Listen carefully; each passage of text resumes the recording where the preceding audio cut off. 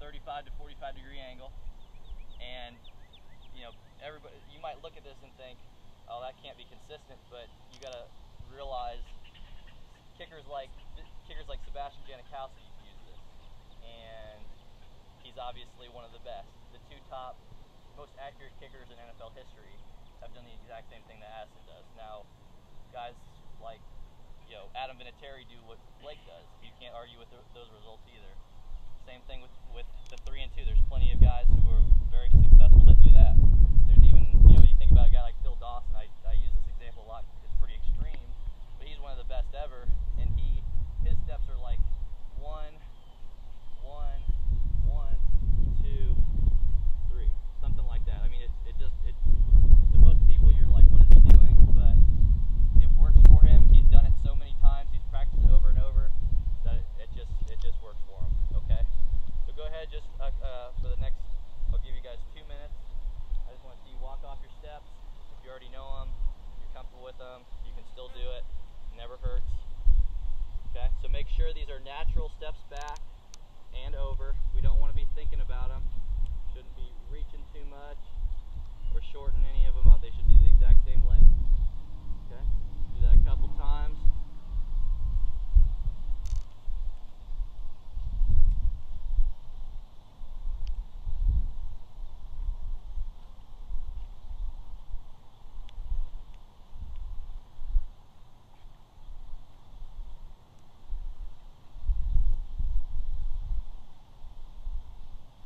If you guys aren't up here, don't worry, you can do it from the back just like those guys. Couple more reps.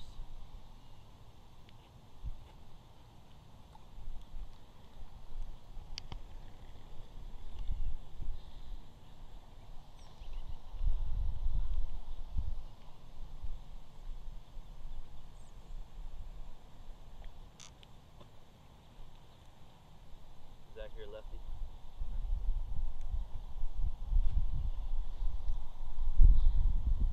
Okay, go ahead and stop, guys. The next part of our kick is going to be our stance. So how we start, or how we're positioned before we actually approach the ball. Okay, Blake, go ahead and set up. Take your steps back. Okay, fine. Okay, so Blake's in a good athletic stance. That's the key. It needs to be athletic. It needs to be comfortable, and you shouldn't be in a position.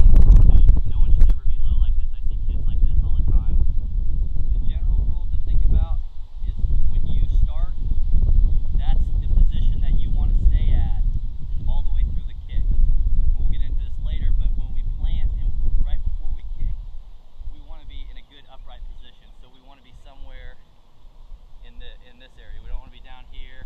We don't be way leaning back or anything like that. Nice and tall, upright.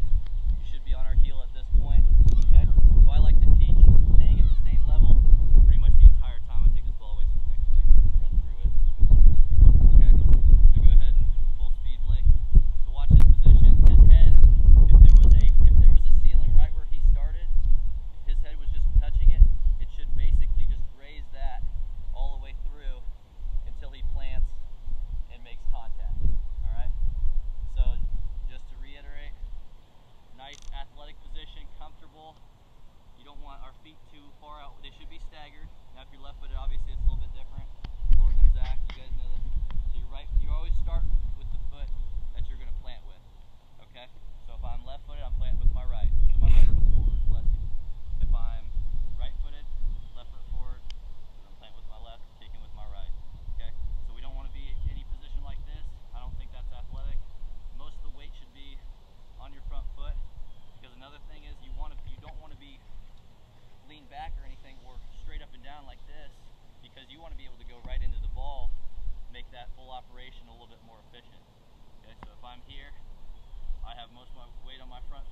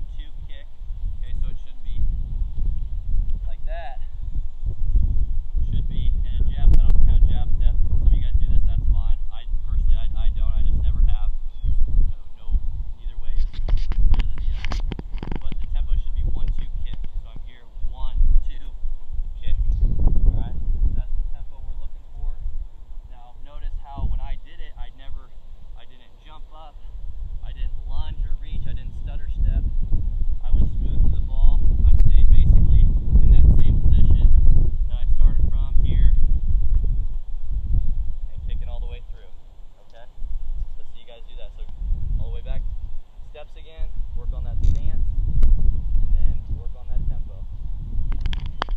Again, part of this is a warm-up too.